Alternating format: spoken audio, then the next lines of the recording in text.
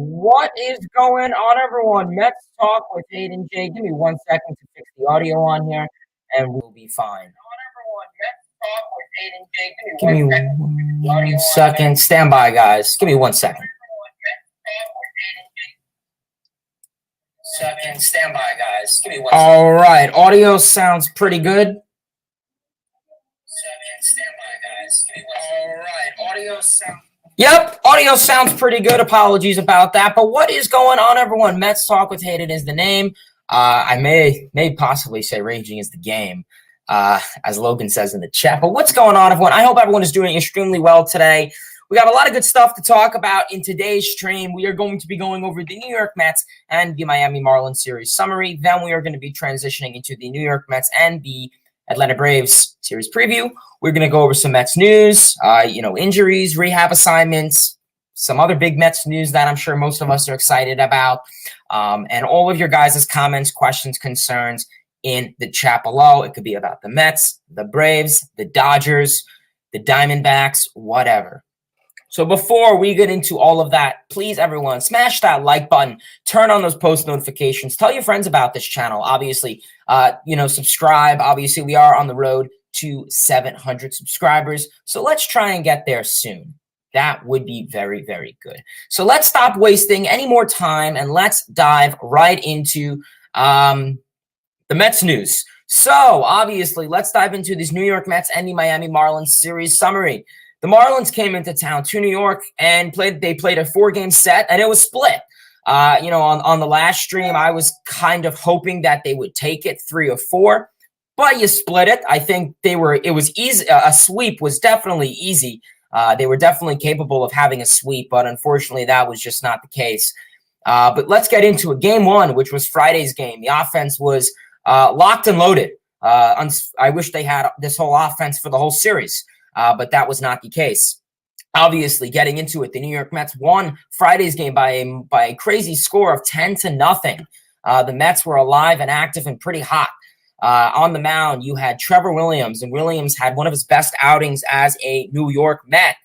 Williams going 7 innings, only surrendering 2 hits, 0 runs, 0 walks, 7 strikeouts, and 83 pitches, with 55 of those in the strike zone. We saw a lot of ground balls out of him. Williams did a phenomenal job on the pitcher's mound. I was actually not watching this game, believe it or not. The few Met games I do not watch, I was actually out, and I was briefly following it on my phone, and I saw it was 10-0, and I'm like, well, I picked a good game not to watch. But hey, I mean, what's going to happen? Following that, Jake Reed, who was recently just designated for assignment, kind of shocking, but I guess you need the roster room, and I guess where the Mets really hopeful of him. Obviously, 2 innings, 2 strikeouts, 23 pitches. So really good outing for Jake Reed. Loved what I saw out of him there. In terms of this offense, like I said, they definitely got to the best of Castano, a lefty. So the Mets feasting on a lefty. I mean, we haven't seen that a whole lot this year. So I am super excited about that. The Mets were able to feast on him. Phenomenal job, I will say, for the least. Getting things started, Brandon Nimmo in the 3rd inning had an RBI double to center to bring in J.D. Davis. Following that at bat, Francisco Lindor reached on an infield single to bring in Brandon Nimmo. Following in the 4th inning, J.D. Davis, 877 runs now, decided to cash in with an RBI single to left to bring in Mccann. In the 4th inning, James Mccann, out of all the dudes, hit a 3-run homer to left, 407 feet. So this dude is definitely capable of pimping balls for sure. 407 feet to bring in himself, Jeff McNeil, and J.D. Davis. Definitely a good night for the end of the lineup. Following that, J.D. Davis had a grand slam in the 5th inning to left, 391 feet, to bring in himself, Eduardo Escobar, Mccann, and Jeff McNeil. So what we could take out of that game was the bottom end of this rotation bottom end of this lineup was feasting. I mean, phenomenal night from J.D. Davis. 3 for 4, 3 runs, 5 ribbies. I mean, phenomenal. I mean, also Starling Marte went 3 for 5. Mccann 2 for 4. But the fact is that we're seeing some production from the end of this lineup, and you look what happens. I mean, you get 6, 7, 8 runs from Davis and Mccann combined. Everyone else scored nothing, and Nimmo had 1. So that's really going to show you how vital it is for the bottom end of this lineup to produce runs. Whether that's Escobar, whether that's Davis, whether that's Mccann, whether that's Smith, whether that's Guillorme, who's doing a good job. This game perfectly shows you what happens when the bottom end of your lineup is going to score. Because I guarantee you, if Mccann and Davis didn't do what they did, it would have been a 1 or 2-0 game from Nimmo and Lindor. So, I mean, that really just goes to show you. So, I mean, phenomenal production, like I said. With Mccann, we're not going to see the crazy offense that we hope to see out of him. If this dude could, bat like 220, I'll take it. I'm not asking him, to put up, elite all-star, offensive numbers for the catcher position. No. But as long as he can, to an extent, put up, a 220 average, I'll take it. So the Mets win this game by a score of 10-0. Phenomenal. You love to see it. Getting into game 2, it was not phenomenal. The New York Mets lost this game by a score of 5-2. Obviously, you had Chris Bassitt on the bump. Bassitt, 6 1/3 innings, 6 hits, 2 runs, 0 walks, 3 strikeouts. Bassitt looked pretty fine for the most part. I mean, he was aggressive. He mixed up his pitches pretty well. I guess the unfortunate thing was the bats weren't doing their job. Bassitt went out and did his job, limited the damage to 2 runs. Did his job. Obviously, following that, Drew Smith came in. He's been struggling and proved it this game. 1 2/3 of an inning, 3 hits, 2 runs. Drew Smith, another guy that, I don't know, I get a little worried about now. He started off the season hot, and, lately, I mean, he's had his last couple outings have been very rough with the long ball. So hopefully down the line, he can try and contain that.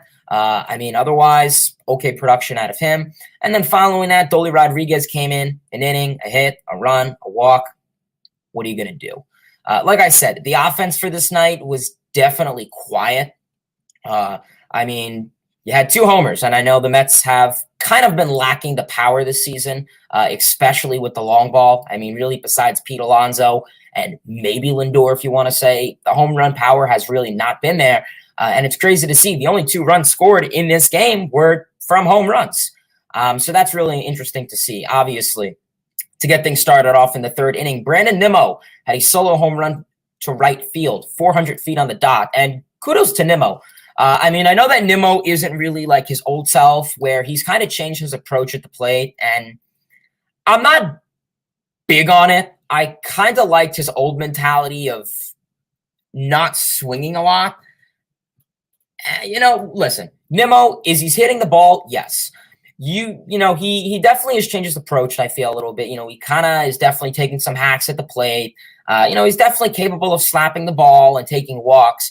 But the fact is that he's not even leading the Mets in walks is mind-boggling. I think it's Alonso, which is also mind-boggling to put it together. But with Nimmo, yeah, he's definitely changed his approach. He's really not that, take every single pitch. His selective hitting, yeah, it's kind of still there. I mean, we've been seeing him strike out a little bit much, and I'm not crazy about it, but oh well. I mean, if he has the opportunity to score more runs, I'm for it. So Nimmo with the solo home run there. And then in the 8th inning, Francisco Lindor had a solo home run to left, also 374 feet. So you hope you could have got a rally going there, but unfortunately that was not the case. Mets offense was very quiet. 5 hits, but they weren't really able to get much of the job done.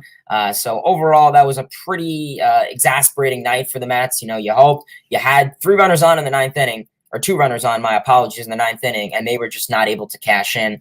It really does suck, I will say.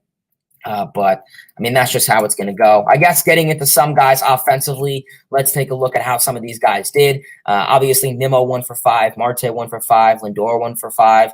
Alonso struggled this game going 0 for 4. Escobar went 0 for 4, big surprise there.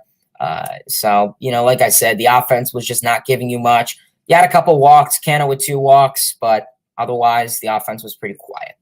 Getting into game 3. Keith Hernandez day, obviously. Yes, Keith Hernandez did have his number retired. So that's really interesting. Obviously, a guy who Definitely deserves it. I definitely feel that Keith Hernandez definitely deserves to have his number retired. It's definitely been a while. I'll give Cohen that props. He's definitely, I guess, kind of honored and respected a lot of the past, franchise, I guess you could say. So, I'll give Steve Cohen props for that. So good to see that.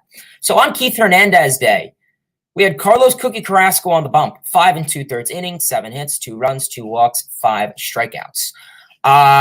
Pretty solid start for Cookie. The first inning, he definitely struggled a little bit. He had bases loaded and was able to get out cleanly, unscathed. So you like to see, he had his defense back him up, put the ball in play and let the defense talk. We know that James Mccann was called out on catcher's interference, which saved a run. So I never would have thought James Mccann having catcher's interference would be a good thing, but it actually was. So good job, James Mccann. You actually did one thing that was effective. So that was very good to see out of James McCann. Love that. So, like we said, James McCann with that. Following that, Seth Lugo came in, an inning, a hit, a strikeout, clean outing from him. Ottavino came in, 1 1/3 inning, a hit and a run.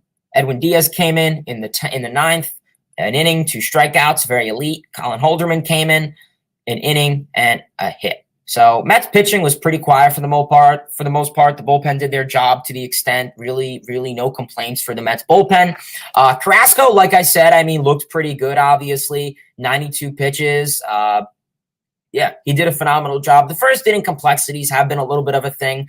We know that he started the game off with almost a home run, John Birdie deep single, or deep double, my apologies, and gave up a couple walks. So, it's going to happen, but hopefully, if he can get out of it, I really don't care.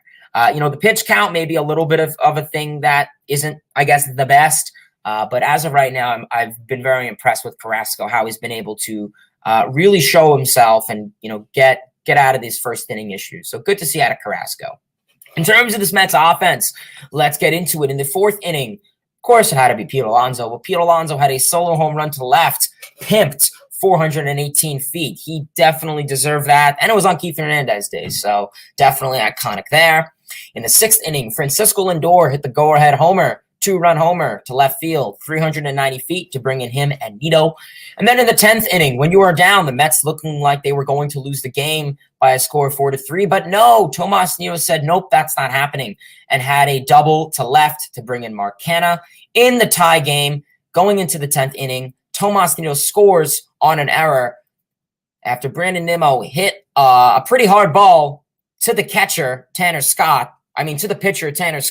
He boots it away from the first baseman, Aguilar, to let Nito score. So very phenomenal there to see the Mets win on Keith Hernandez Day. New York Mets win this game by a score of 5-4. Colin Holderman gets the W. Very underrated pitcher, I will say. Holderman's having a phenomenal season. I'm loving it. Obviously, getting into Game 4 and the final game of this 4-game series. Did not go the best way. 2-0. I think this had to be one of the most frustrating games for the Mets this season. Obviously, the New York Mets had Taijuan Walker on the bump, and Walker had a phenomenal outing. This dude has just been doing a fabulous job. Walker going out there, 7 innings, 3 hits, 0 runs, a walk, 7 strikeouts, 99 pitches. That's one thing we could say a lot about this Mets rotation is they're pumping out there. They're going 90 to 100 pitches, and they're executing and doing the job. Unfortunately, his offense wasn't able to help him out, so he wasn't really able to get much. Following that, Drew Smith came in, an inning, strikeout. Edwin Diaz came in, an inning, 2 strikeouts, and Tommy Hunter came in, and he did not have a stuff. An inning, 3 hits, a run, and 2 strikeouts. So, unfortunately, Tommy Hunter was not able to get the full job done. Tomas Nito made a wild throw to third, and that let Billy Hamilton score from stealing third and go home. Overall, Walker looked very impressive. Splitter slider was on point. He's throwing it harder. A lot of strikeouts, and we've been seeing a lot of double plays. We know that. He got into a couple jams in the 4th and I think the 7th inning where he had runners on first and third with 1 out, and he got the double play ball. He lets his defense do the talking. Lindor and Guillorme were bonding out there. So that was good to see. And I would love to talk about the Mets offense, but literally they didn't score a single run. The offense was dead, and I get it. You know, you're facing one of the best pitchers in the game in Sandy Alcantara. Okay, you know, the Mets were lucky enough. The Mets were lucky enough to get 6 hits off of him, and obviously 7 in total. But otherwise, they were not able to do anything.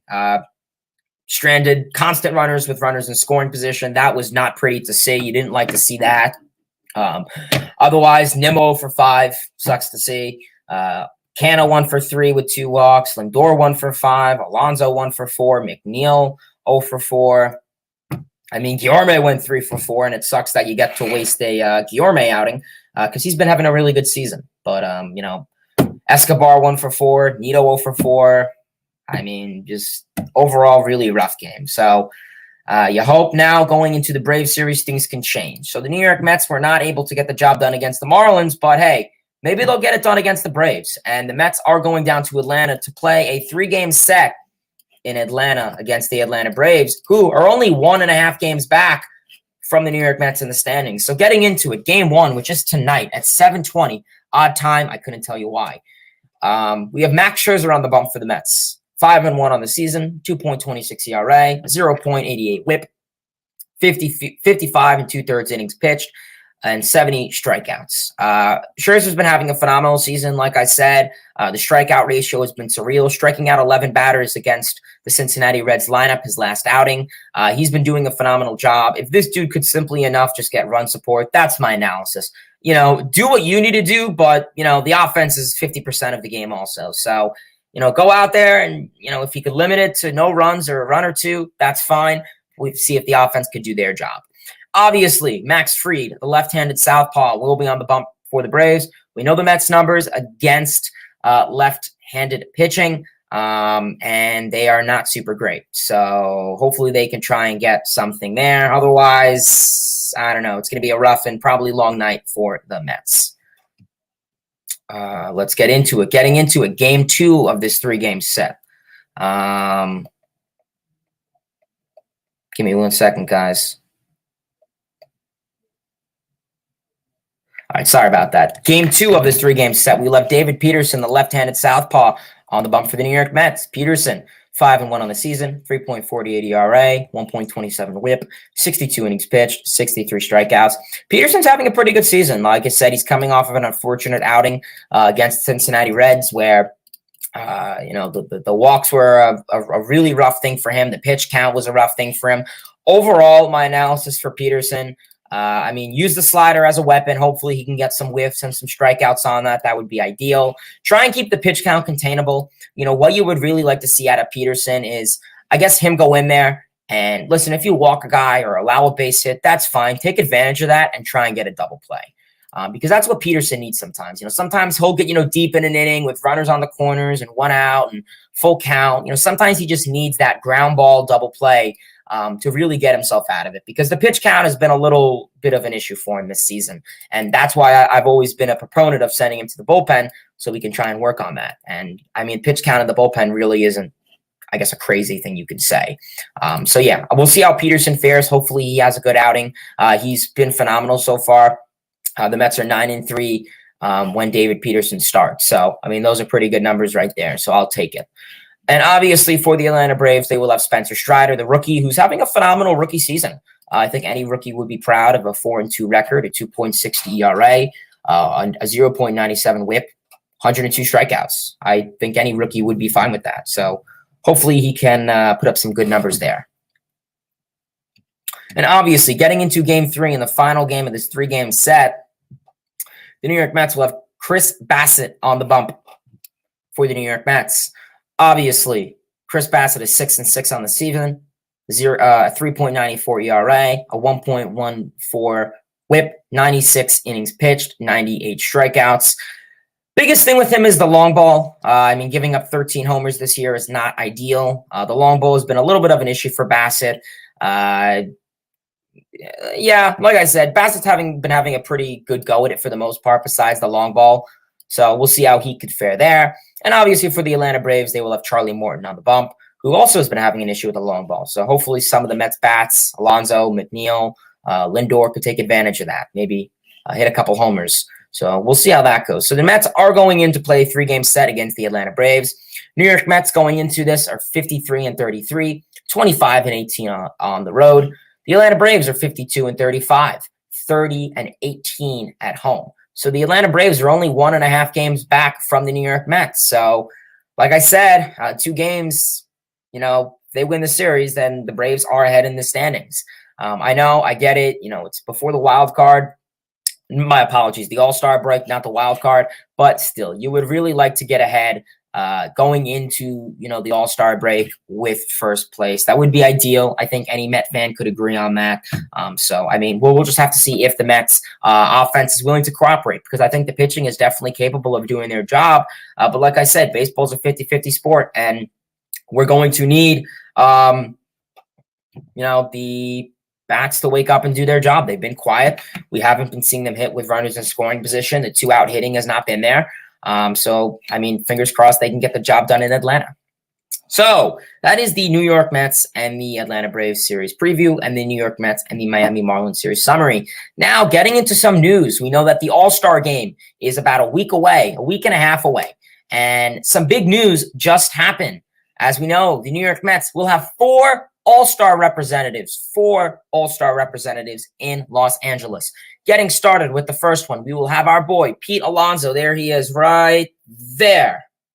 Good enough, right there. He will be the first baseman, the reserve, for the National League, as well as Jeff McNeil, who will be the second base or left fielder reserve for the National League. They will also be having Starling Marte, who will be the outfield reserve for the National League. And, of course, Edwin Diaz, the co-closer, to represent the National League. So the Mets having 4 All-Stars is definitely phenomenal. This will be Pete Alonso's second All-Star appearance, Jeff McNeil's second All-Star appearance, Starling Marte's second All-Star appearance, and Edwin Diaz's second All-Star appearances. So that's really good to see there. 2, I guess, is just a really good number for the Mets. So really good to see the Mets having an All-Star presence this year. Speaking of the All-Star break, Home Run Derby. There is news that Pete Alonso will be doing the Home Run Derby. Big Meat Pete Alonso will be doing the Home Run Derby. He is going to try and defend his title. We know that he did it in 2019. We know that he did it in 2021, and they won. So Pete Alonso is going to try and earn history and be in the same categories as guys like Ken Griffey Jr. and win 3 in a row. Is it possible? MV3. I think it definitely is possible. So that would be ideal to see Alonso win it. Hopefully he can try and win it. Very exciting there. So we have the Mets will have some representatives at the All-Star game in Pete Alonso, Jeff McNeil, Starling Marte, and Edwin Diaz. And of course, Pete Alonso will be at the Home Run Derby. As of right now, no one else is in it. I know it's just Pete Alonso as of right now. So hopefully, they can get some other guys, maybe some guys like Kyle Schwarber, maybe CJ Cron. He's been having a pretty good season. Pretty weird that Alonso is the only guy to say it, and it's about a week away. So kind of surprising. You would have thought that maybe they would have, spoke about some other guys, but I don't know. There'll probably be invitations soon. So I'm pretty excited for that. But let's say what's up to everyone in the chat. What's going on, everyone? Alex, what's going on? Gio, what's happening? Omar, our fellow Braves fan, he says Braves coming out on top. Yeah, we'll see, man. It's definitely going to be a really exciting series for the least. Ruben, what's going on? Cal, what's going on? Ibidos, I'm doing well. Thanks for asking. Logan says, Rage Talk with Hayden? Not yet. Trey, what's going on? Eric says, what's up? Mets Talk with Hayden. Big series ahead. Indeed, man. Trey, with our first larger comment of the day, is going to say, what the Mets need, to be perfectly honest, is more than a 500 OPS from the catchers that are here, more production from Eduardo Escobar, and more consistency from Mccann and so on. Yeah, I think those 3 reasons are a big reason why the Mets offense is very quiet, and you literally just summed up pretty much the bottom of the order. With the exclusion of Canna. Obviously, Escobar is either hitting 7th or 8th, and catchers are usually hitting 8th or 9th. And they have just not been doing anything. Like I said, I'm not asking for, a 200, a 300 average or a 270 average from my catchers, but at least give me 220, 230.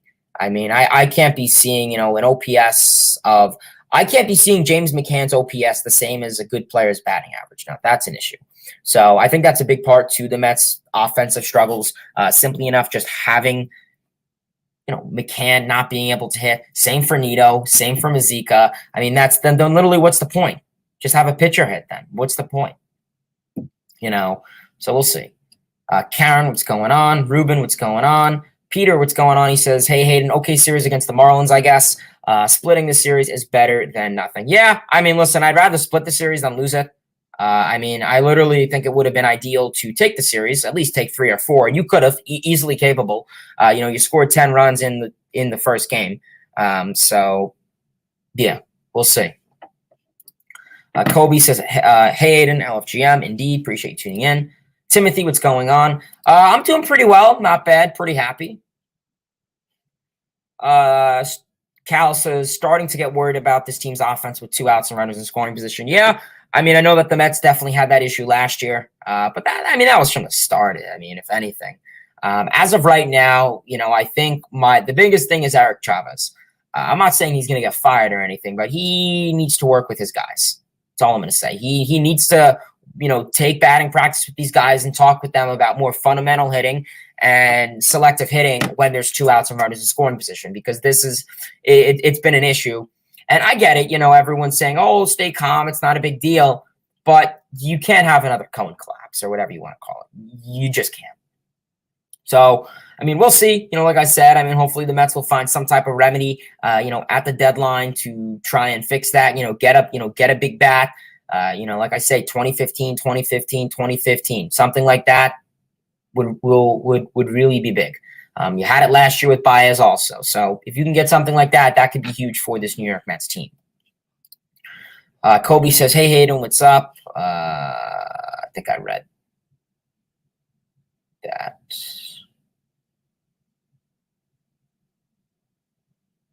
Hayden, what's up? I'll take the Mets splitting the series onto the Braves, indeed. Douglas says, JD Davis, 877 runs now. Yeah, it's pretty funny. I don't even know how that started, but it's pretty funny. I like it. Andrew, what's going on, brother? Appreciate you tuning in. Andrew says, Polar Bear versus J-Rod is a perfect home run derby final. Yeah, Julio Rodriguez is also having a pretty good season. I mean, how many homers does he have? He's definitely, he's definitely a stealing bases gem. Leads the league in stolen bases, I believe. Correct me if I'm wrong. 21 stolen bases. Yeah, I believe he leads. Or he may be tied with John Birdie. 15 homers is pretty good. I think that's fair. I think Julio Rodriguez could definitely be a representative. Like I said, I mean, I think obviously Alonso's in it. Schwarber, Crone. Trying to think who else in the NL. Maybe you get someone from LA because they're hosting it. So maybe like Bellinger, but his swing is all messed up. Maybe Freeman. That's a thing. Like, I don't know. I mean, obviously in the AL, Ohtani could be nice, but I don't think he'll do it. Guerrero would be nice, but he's not doing it. Judge and Stanton would be nice, but I don't think Judge is doing it. I don't know about Stanton yet. Trout would be good, but I don't think he's doing it. Julio Rodriguez could be nice. Like I said, I mean, I'm trying to think of like power hitters. I mean, let's see who has the most home runs right now. MLB home run leaders. I mean, let's see like who leads the league in homers now, and I guess just go down with it because I don't know. Alvarez, he's hurt. Yeah, I mean all the guys. So home runs. Yeah, I mean I think Byron Buxton could make a case. Austin Riley, Corey Seager, Mookie Betts. If you want that LA representative there, Mookie Betts could be ideal. Jock Peterson, I think he was in it a couple years ago. Maybe Jose Ramirez. He's been hitting the ball pretty hard and well this year. Christian Walker, pretty underrated guy. That could be a way to get his name out there. So those are a couple of good names there. Sports fan says Escobar needs to go. Call it Vientos. I'm so done with Escobar. Guy couldn't get a hit if his life depended on it. He literally never gets hits in the biggest moments of games and constantly strikes out or pops up. I'm sick of it. Yeah, I mean, besides that Texas Rangers series, he's practically been a dead duck. I mean, he had a pretty good April. I'll give him that. He started off the season pretty well, but he just has not been playing well at all since. And besides defense, he literally doesn't provide any value right now. And right now with Escobar, it's really struggling. It's really frustrating. We're seeing Escobar get into these, constant 0-2 counts. And like you said, he's striking out or popping up. It's not like he's hitting the ball well. If Escobar was hitting the ball well, then maybe I'd make a case and say, okay, he's hitting the ball well, good things will happen. But he's not even hitting the ball. He's getting these little bloopers and pop flies and, that shallow pop fly nonsense. And he's simply just not really doing a good job this year. I mean, you have 9 home runs, 37 ribbies, but that's not enough protection behind Alonso. I mean, and he's being moved down in the ordering. Hey, can you blame him? 216 average, 272 OBP, 651 OPS. He's rarely getting on base. He's rarely getting on base and hitting for any sort of contact or power. I mean, last 7 games, a 103 average. He has 3 hits in the last 7 games, 9 hits in the last 15. Walks. I mean, he hasn't even walked. 5 strikeouts in the last 7, 13 in the last 15, 29 in the last 30. So he's practically striking out per game and not even getting on at all. I mean, 2 walks in the last 30 games. I mean, listen, I'm not saying Escobar's a guy who's going to walk, but for a dude who's in a slump and desperate, I mean, that's just, come on now. So, I mean, we'll see. I looked at Eduardo Escobar's pitching stats, and apparently he pitched 1 inning in 2016. That's intriguing. John, what's going on? John says, have faith in the Mets, the most entertaining team in sports. Mad Max will beat the Braves. Yeah, John, I mean, hopefully that's the case. I know right now that, listen, this is what I say to a lot of Mets fans that are flipping out on Twitter. The season's not over yet. You have literally another half. I get it. After last year, I think people have, the right to, I guess, panic a little bit. I'm not going to sit here and say we're fine because the Mets are not fine as of this current state. Selective hitting, runners with runners in scoring position is just not there. Offensively, this team's in a slump, and I get it. All teams go through their slump. I'm not saying, teams can't go through slumps. That's okay. Teams will go through slumps. But, I mean, this looks like a pretty rough slump. And the issue is, I get it. Everyone says, if the Mets play 500 ball, for the rest of the season, then they're fine. Well, not exactly. You have the Atlanta Braves. And that's the thing is the Braves aren't going to cooperate. Braves are getting better and better each day. Do I think the Braves are, going to finish at the pace they are? No. Because the Braves, as of right now, would finish with 120 games if they continue the pace of wins they're at. And that's not happening. All teams go through their slumps. Look at the Braves started off. I mean, right now, the Braves, they started off the season kind of in a crappy situation. Same thing last year, and they got hot. And that's what I respect about the Braves. They get hot. They struggle at times, but what happens is they make the moves and they get the job done. So, I mean, as of right now, kudos to the Braves. Obviously I don't want them to do well, but I mean, seeming right now they're doing a pretty well job. I mean, we'll see when Ozzie Albies comes back for them, Mike Soroka comes back for them. And, we'll honestly just have to wait and see. That's baseball. It's a 162 game sport. It's not 70. It's not 80. It's not 60 like it was in 2020. So, we'll just have to see. But, listen, I mean, am I flipping my chair saying season's over? No. Am I worried? Yes. Sebastian, what's going on, man? Sebastian says, hi. I heard Cano is debuting today. Guy has been rotating a lot this season. Yeah, Robinson Cano will be the starting second baseman for the Atlanta Braves tonight. The Atlanta Braves did pick up Robinson Cano, the renaissance of Robinson Cano, after he had a small stint with the San Diego Padres, and they let him go. Practically after just doing I think he got like 1 hit and a couple errors with them. So yeah, I mean, overall, I don't really know exactly the plan, for Robinson Cano. He tweeted out, proud of this new chapter. Thank you so much, Braves, and all the fans for support. Look forward to working with my teammates. Blessed for the A. So yeah, I mean, honestly, I guess we'll have to see what the deal is with him there. Yeah, I mean, we're honestly have to see how it goes there. RJ, what's going on? Cal says Escobar has been ice cold. Perhaps the Mets should start benching him and give Guillorme more reps at third. Yeah, I mean, I've been saying it for plenty of times now. I sound like a broken record. If Guillorme is going to – the Mets right now are in the state where if you're not hitting – if you're not hitting, the Mets are going to bench you or send you down. You look at Dominic Smith. That's what happened. You looked at J.D. Davis the last 2 years. He's barely playing games now. I mean, defensively he's horrible, but they're not even DHing him. So right now, if Escobar is going to sit here and struggle, and Guillorme is going to hit here, play elite defense, make Ray Ordonez Gold Glove caliber plays, and go 3 for 4, walk, and get on base, Escobar is going to get benched or get less time, and Guillorme is going to get his time. Escobar is not getting sent down to AAA, nothing like that. But something around those lines of Escobar not playing as many games and sitting on the bench more, and Guillorme starting more games, I think right now is definitely worthy. I mean, you see what happens. I mean, you saw what happened, a couple days ago. Sandy Alcantara was on the bump yesterday. Guillorme got 3 out of 4 hits, 3 hits against one of the best pitchers in the game right now. And you saw what Escobar did. So it just goes to show you, if these guys are not going to produce, they're going to get benched.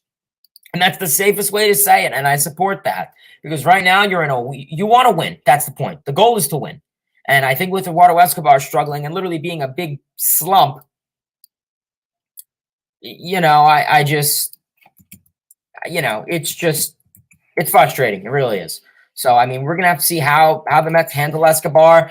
I think in the next couple games, if he continues to struggle and slump, I mean, I get it. A lot of this whole offense is struggling, so I hate to pinpoint Escobar exactly. But even before the offense was struggling, he was just doing a below job, really to say for the least. So, I mean, we'll see how Epler and Buck Showalter and a lot of this Mets coaching staff is going to go about it. I have trust in them, and hopefully they make the decision that is the best for the team.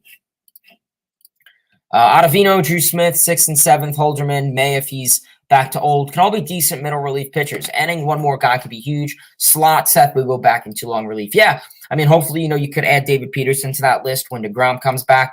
Peterson, nice lefty in the bullpen.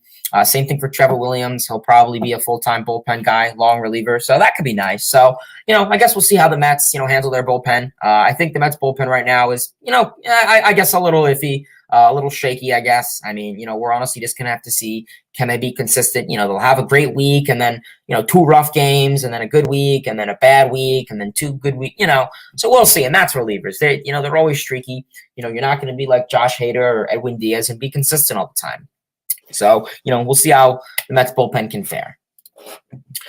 Kobe says, I'm glad Keith Hernandez has his number retired. He definitely deserved it. And the Mets gave him quite a show too. Yeah, definitely a game to remember. That will probably be on highlights for the next couple years.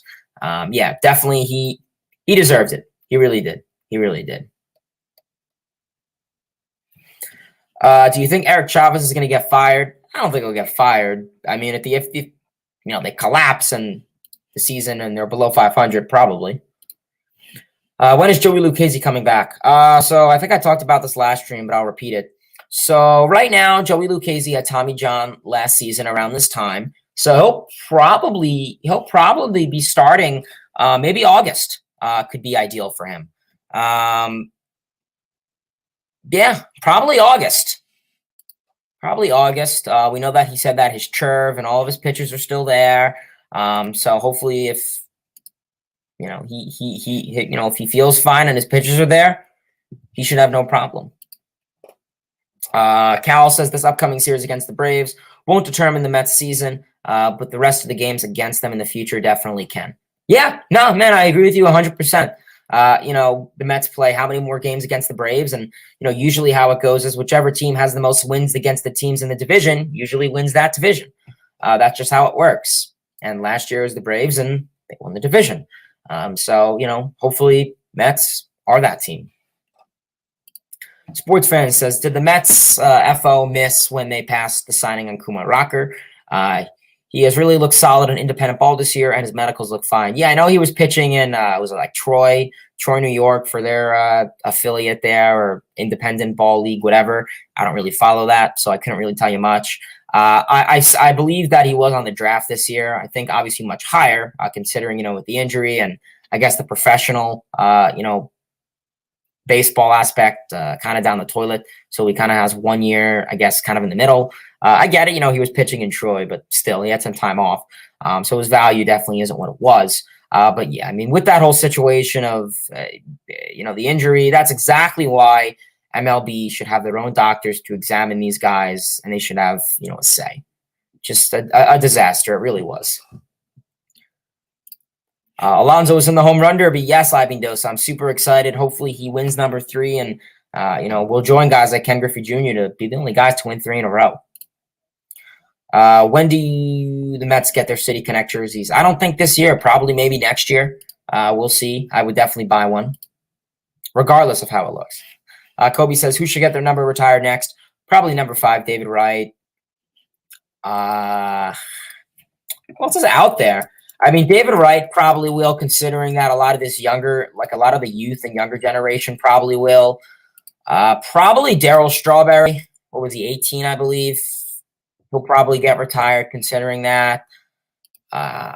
Is Gary Carter retired?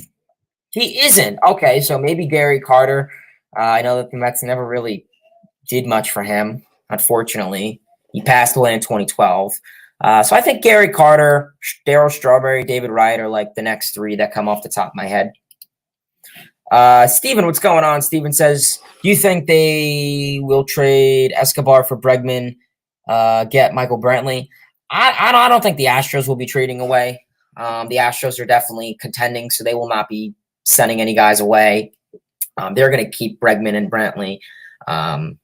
So, yeah, I mean, if there is third base, maybe, but it's not going to be from the Astros. Yes, Kobe, there it is.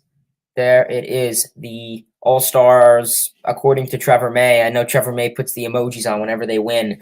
So Polar Bear, Pete Alonso, Jeff McNeil.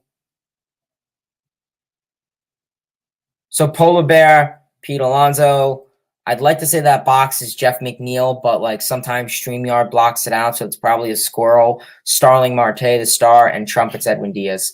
Let's see. What is that little square? Yep, it's a squirrel. I know, StreamYard just blocks it out for whatever reason.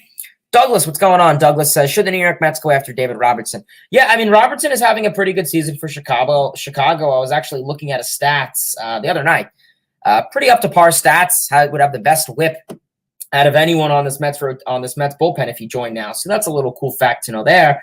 Robertson's having a pretty good season for the Cubs. He definitely will be a guy that teams will be going after. Hopefully the Mets will go after him.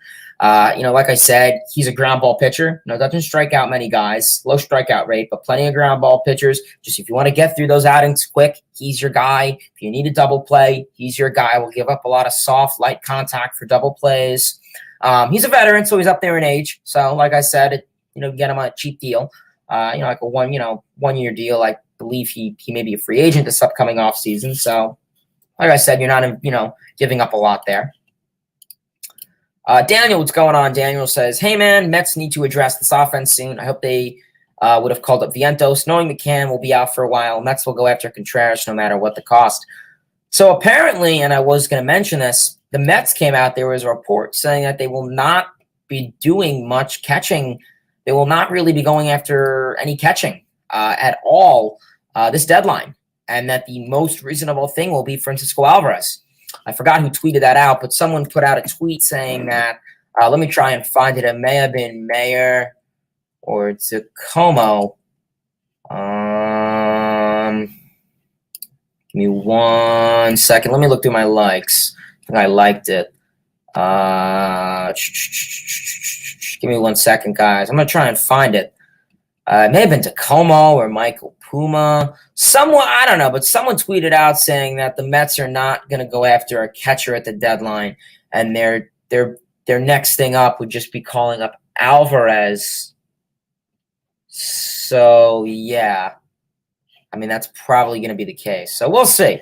Vientos, I wouldn't be against calling up Vientos. My only concern is the strikeout numbers, and then you would have to translate that to the major leagues. And yeah, that's probably not going to be pretty. I mean, the average isn't there. The home runs are there. I get it. You know, the on-base percentage isn't there, but he hits for power. And I guess the Mets kind of in dire need of power, considering that you really only have, Alonso and maybe Lindor for power this year. So, I mean, we're honestly just going to have to see how the Mets are going to address it. But, I mean, Vientos could be a reasonable take. Probably. Yeah, that's how it would probably work, Timothy. Yeah. Kobe says, do the Mets regret giving away Andres Jimenez? Dude's literally an all-star. I know, I saw that, and I'm like, yeah, that makes sense. Only way is to tell is down the line. We'll see. Can Lindor be what he's worth? I don't think so. Can he be $27 million at least, $26 million at least? We'll see. I mean, the only way to answer that will be in 4 or 5 years from now. Mark my words, Mets will sweep the Braves. All right, Daniel, you heard it here first. Ivan Doe says, I can't wait to see DeGrom and Scherzer pitch back-to-back days. Yeah, me too. Seeing those guys pitch back-to-back days will definitely be really exciting to see, you know, considering that, a lot of this Mets offense is, a lot of the Mets bullpen is getting tired, definitely very fatigued. So it'd be very nice to see, guys like DeGrom and Scherzer come in who, can give you plenty of innings that will definitely rest your bullpen. I get it. DeGrom won't be going, super, he won't be pitching a lot of innings when he comes back. He'll probably be on a pitch count, maybe, 30, 40, maybe 2-3 innings. And then you evaluate him after each start. And then, the pitch count will slightly increase by each start. So we'll see how things can go there. Yeah, I mean, like I said, having those two guys back will be humongous, for the Mets bullpen and just the Mets overall. Timothy says, will the Mets trade the struggling Seth Lugo and prospect Brett Beatty to the Orioles for Trey Mancini? I wouldn't. Honestly, I don't think Mancini would be worth Beatty. And considering Mancini probably, I don't know how much he has left in him. I get it. He'd have 17 home runs if he hit at Citi Field. Some of his power numbers aren't there because of Camden Yards and they moved in the wall or moved it out, whatever. I get it. But I don't know. I don't really feel comfortable giving up for Beatty for Mancini, especially he's not a third baseman. So it's like you have Escobar for 2 years. I kind of thought Escobar was that, kind of gap between, him and then Beatty. So I'd say no. Cal says, I'm happy that Alonso, McNeil, Marte, and Diaz all made the All-Star game. Yeah, me too. I mean, they definitely earned it. Daniel says, some Mets fans think the Mets are in last place and that their offense have been bad all year. They are going through a slump, as all teams do in 162 season. Fans got to stop being so negative. Yeah, I mean, listen, Daniel, I agree with you. Like I said, 162 games, you're not going to win every single game. You're best teams in baseball. If you have the best record, you're still going to lose 50, 60 games. So, I get it. But I think the thing is just, I mean, one, New Yorkers, and two, after last season, I just think it's glued in everyone's head. Watch Cano hit 3 homers against the Mets this series. Imagine. If Mookie Betts injures his, yeah, probably. I think, yeah, that's probably how it works, Timothy. Cano will strike out. Yeah, we'll see. Now that the wild card game is a 3-game home series, I'm really not stressing over the division as much as everyone else seems to be. While I'd obviously love the division, yeah. I mean, if you can get in the playoffs, get in the playoffs. I think obviously having the division spot is definitely a big factor. I mean, you would like to be division championships and not, wild card bound. Considering the Mets haven't won a division since 2015, and before that, much while ago, 2006. So, I definitely understand why a lot of people would like to, win a division. Makes sense. Connor says, thoughts on the All-Star Game jerseys? Let's pull them up because I saw them. And those hats, I will not be buying one of those hats. As you can see, I'm wearing my, excuse my hair, it's a little messy, my 2019 one. Why can't MLB do something like this? Nice. You have for the AL and the NL, the stars. You have the patch and a little bit of a design. But no, Nike wants to, make the hats and jerseys and screw them up and make them look horrible. I will not be buying a hat. Absolutely not. I will not spend my money on that. If someone gives it to me, I'll take it and I'll wear it occasionally. But yeah, I will not be doing that. So we will see. Give me 1 second pulling it up. I saw the jerseys. They were okay. The National League one isn't bad. The Home Run Derby is my favorite day of the year. Mine too. Austin Riley and Corey Seager win Player of the Week. Good for them. They deserve it. I want to share it on the stream so I could show it with you guys. They're all right. I mean, they're not like crazy, but I kind of liked when just teams wore their own jersey and they just had the patch, but whatever. So this is it. It's okay. I mean, I'm not like crazy about it. I kind of like the aspect of, as you could see, the gold looks nice, but it just, you have the patch, but I don't really like it. I mean, I probably wouldn't buy one. Robert says, what's your thoughts on the catching situation? Because I don't trust Nino or Mazika. Now I'd rather have Contreras if Mccann is out for 2 months. Well, the thing is, if you go for Contreras, obviously I'd hate to trade for a rental because obviously Alvarez would be the hype for next year, if that's the case, or this year. So I kind of feel iffy about trading prospects for a rental. And we saw what happened with the Cubs last year. We traded for Baez, and we gave away Pico Armstrong. Where's Baez? In Detroit. Yeah, you have Williams, but I don't think he's worth the price of Pico Armstrong. So we'll see. I mean, right now you have plenty of options. I agree with you. I don't think Mazika is a big league catcher. Offensively and defensively, I don't think he is. But right now, the Mets are going to have to figure that out. I mean, if there's a lower, another catcher, I mean, you have Hayden Senger. I don't know. I think the Mets will go after him. But you got plenty of options there. So, I mean, we'll honestly see how, the Mets plan to, address their catching position. It's going to be important. It definitely will. I mean, you're going to have to address it. So we'll see. Steven says, Hayden, how would you feel if Mets went after Anthony Rendon? Well, unfortunately, Anthony Rendon is hurt, and he's going to be out for the rest of the season. So I don't think the Mets will be able to go after him. Maybe in the future, it's a possibility if he's healthy next year. And I mean, I feel bad for Rendon. He's been hurt like all of his Angels career. That contract is oof. So it's a possibility. I definitely think it's a possibility, Steven, that the Mets can go after Rendon maybe next year. It's a possibility. I mean, you have Beatty too. So if Beatty's not up by then, you have Rendon. You could always shift into like a DH role. Daniel says, Mets definitely need a left specialist like Chafin, power bat like Bell or Crone, bullpen arms like Bednar and Robertson. Yeah, Daniel, call Billy Epler and tell him that. That's what I say. I like that. Crone, I'm not crazy about Crone. I just feel he'd come here and just not play well. Bell I like. Chafin, Bednar, and Robertson are ideal. Yeah, Rendon's out. Mets have so many upcoming free agents. Would you want them to re-sign Nimmo, Walker, and Diaz? Absolutely. Speaking of Taijuan Walker, he did switch his agency to Scott Boras, so that's great. He is a Scott Boras client now, which I'm not worried. Mets have a pretty good relationship with Boras, considering Max Scherzer, and obviously Scherzer will be here for the next couple of years, so I guess the relationship is there with him. Obviously still questionable what's going on with Conforto, but definitely Nimmo, Walker, and Diaz should hopefully get signed this offseason. Well, Nimmo should get extended, and Walker should get re-signed, and Diaz should get re-signed. So Nimmo isn't a free agent, but an extension would be nice, and Walker and Diaz are, so obviously re-signing them, and I mean, it would be a re-signing an extension would also be ideal. So we'll see how the Mets can go. Obviously, they will be very active with Scott Boras, who, I'm really not worried. Like, I get it. People are like, oh, Scott Boras, oh, no. Yeah, you have a better relationship with him now, so I'm not crazy about it. Galapos is, since I am the only one allowed to say bad things about J.D. Davis, I would like to tell everyone that he has a 200 average against Fried, has never had any extra base hits against him, and hasn't had a hard hit against him since 2019 season. Good to know. Timothy with another trade says, will the Mets trade J.D. Davis and pitching prospect Robert Dominguez for the Tigers' southpaw Gregory Soto to fix their bullpen? Gregory Soto's an all-star this year.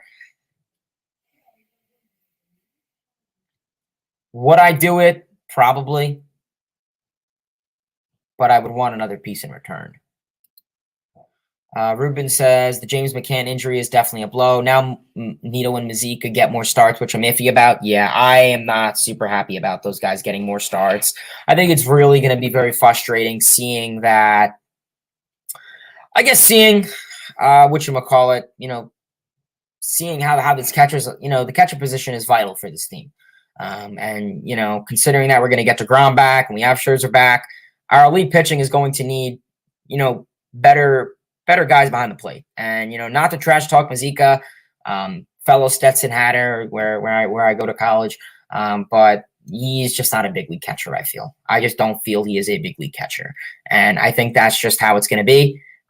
It sucks. It's unfortunate. He definitely has time to progress, but the time is now. And I really can't wait for him to progress at the major league level. Same thing for Nito. I think Nito's obviously much better, but you don't trust him every day. LFGM agreed. Timothy says, Hayden, will the Mets call up catching prospect Francisco Alvarez and option Patrick Mazeika to Syracuse? Probably not. True, of course. Ruben says, will Julio Rodriguez win the American League Rookie of the Year? It's looking like it. Trey says, I'm happy Mets have 4 guys repping New York at the All-Star game. Alonso, McNeil, Marte, and Diaz all deserve it. 100%. Yeah, I mean, I agree. I think they deserve it 1,000%. They've been having phenomenal seasons. Daniel says, is it safe to say the Mets won the Diaz and Kelenic trade? Yeah. I mean, right now it's looking like it. Walker should have also been an all-star also. Yeah, I mean, yeah, probably could make a case. Connor says the time is now for the Mets to promote. No production from the catching position. And yeah, I mean, like I said, we'll have to see with how they handle that. I'm not trying to rush through this, but I will be having to go shortly. No one else will say this, but the Braves are just a damn good team on pace to win 97 games as of today. I can't get down about what the Mets are doing just because another team is hot. Yeah. And that's why when people say, oh, the Mets just play 500 ball and they'll be fine. Well, teams behind you may not cooperate and they're going to play 600 or 550 ball. So, that's how it could be. Keep in mind, the Phillies are also doing some noise, and that's without Bryce Harper.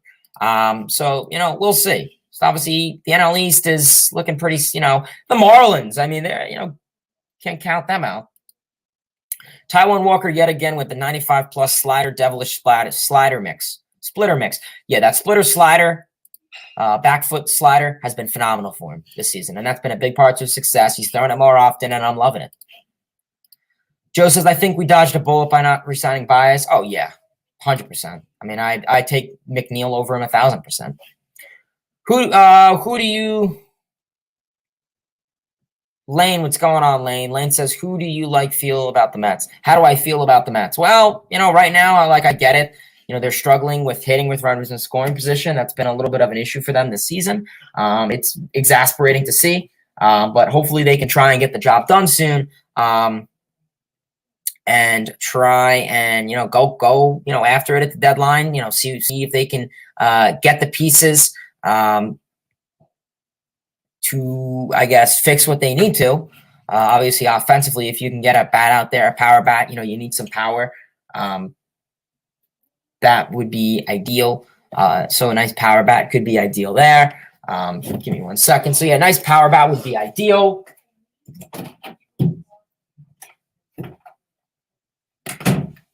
So, yeah, sorry about that. Someone was at my door. So a nice power bat would be ideal there. Obviously, the bullpen would be nice. Right now, with the 2 out runners in scoring position, all teams go through their slumps. I understand. I'm not going to sit here. I get it. After last year, you saw it. But, offensively, I think this team is too good of a team with too many table setters to just collapse. Kobe says the Mets need to be able to hit with runners in scoring position. Likewise, man. The Mets have hit the ball well. That's the ironic part. Mets need to get back to what made them successful in the first 2.5 months, being scoring with runners in scoring position across the board from Nimmo down to Nito. Yeah, Douglas, 100%, man. When it comes to Boras, all that matters is if you're willing to pay. Yeah, pretty much. I mean, he's a guy who fights for his guys, and I respect him. Lane says, do you bring up Alvarez? Well, right now, everyone's big on bringing up Alvarez, and I'm kind of like the one person that says, just wait. And this is what I say. He's 20 years old. And I get it. I've always been a big proponent of the Mets, calling up a lot of their prospects at a younger age. I've always said that, the Mets call up a lot of their prospects at an old age. You saw Alonso debut like 25, McNeil around the same age. I want to see guys start to get called up much younger, and I don't blame them for that, as I think they should. My only issue is catchers at one position you can't. And Alvarez hasn't really played much at all in AAA. Let him play in AAA. I'd like him to finish the year out in AAA. And then, come to spring training next year, he'll be the number one eye of making the roster. That's what I would say, because I would hate for him to be called up and he's not ready defensively and he's just not ready overall. I think offensively, he won't be too bad this year if he gets called up. He's a nice power bat, so we'll probably see some strikeouts, but definitely will be hitting the ball hard. Could see a lot of doubles and homers, but defensively, you need him there 100%, and I think he's like 75%, 80% there defensively. So I'd like him to finish out the year in AAA and, just get to that 100% or 99% of the defensive abilities. So the defensive metrics are favorable for him. So, yeah. Daniel says on the bright side, Escobar is having a better season than Chris Bryant and Diaz. Yeah, Bryant's been a little warm lately, but for the most part, it's true. Isn't there another catcher in AAA? At least a better defensive catcher than Mazika. Why do we keep calling him up? Well, you have Hayden Senger, and the only reason I know him is because I share the same name with him. I couldn't tell you much about him. Otherwise, you really don't have much catching depth, I think. Do the Mets call it Vientos? Yeah, like I said, Lane, probably not also. I get it. You're really getting no production out of JD and Dom Smith, but you have to look at the dude's strikeout numbers and translate that to the major league numbers, and that worry me a little bit, not going to lie. I think he definitely could hit the ball pretty hard. Definitely a good power hitter behind Alonso. Definitely, a benches clearing guy. But I don't know. I'd be a little iffy about calling him up now. I'd like him to get, the strikeouts kind of resolved in AAA and then focus on it. Joe says, glad we played most of our games against the Phillies before Schwarber got hot. Imagine Mets Twitter. I could only imagine, dude.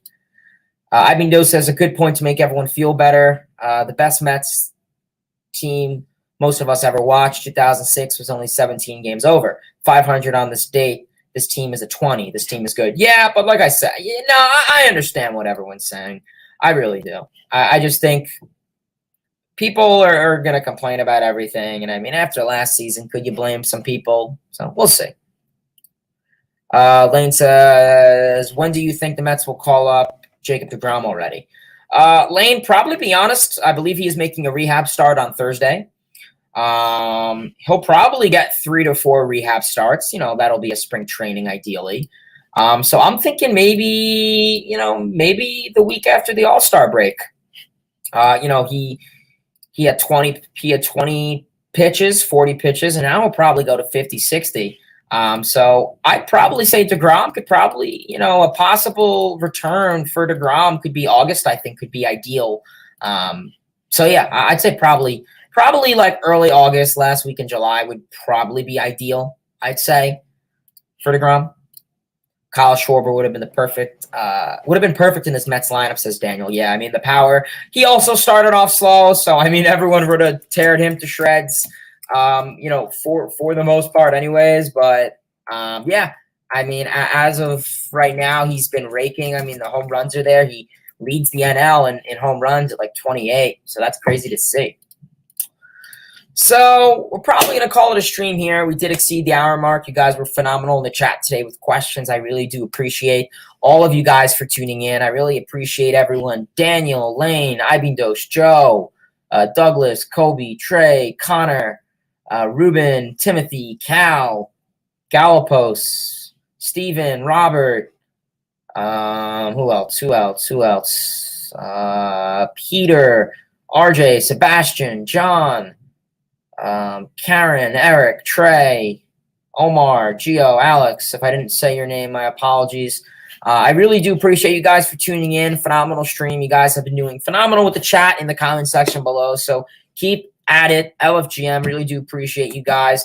Like I said, the Mets have some interesting stuff to go on for them ahead. Yes, the New York Mets are going to play 3 games against the Atlanta Braves, which will definitely be a big series. Super exciting for that. We'll have to see how that goes. Otherwise, in today's stream, we went over the New York Mets and the Miami Marlins series summary. Then we went into the New York Mets and the Atlanta Braves series preview. Then we transitioned into the New York Mets news. We talked about the All-Star game, the Home Run Derby, all of that great stuff. Your guys' comments with prospects, with the offense is struggling for some certain players, and much more. So I appreciate you guys for tuning in. As always, like I said, smash that like button, turn on those post notifications, tell your friends about this channel. Obviously, like I said, if you guys want to follow me on Twitter, definitely at Mets Hayden. I know for streams, I don't usually have an exact time. Usually I stream in between each series, so keep an eye out. Follow me on Twitter so you'll always be notified when I will be doing a live stream or videos. Predominantly been doing a lot of streams lately, but maybe I'll do a video summarizing the Mets first half. I'll do like a 10-15 minute video. That could be possible to see about that. Otherwise, follow me on Mets Twitter. Like I said, turn on those post notifications so you know I'm live. You never miss a stream. Just hit that bell, the notification bell. Hit that like button. Tell your friends about this channel. Comment. If you have any comments, if you're watching this on replay, kudos for you guys for tuning in for the past hour and 7 minutes. If you have any comments, drop them below. As always, like I said, appreciate you guys for tuning in. LFGM, keep up the phenomenal support. Let's get this series rolling against the Atlanta Braves. Super exciting. Definitely going to be a big series. I'll see you guys next time. Till next time, baseball fans, see ya. LFGM, let's get it.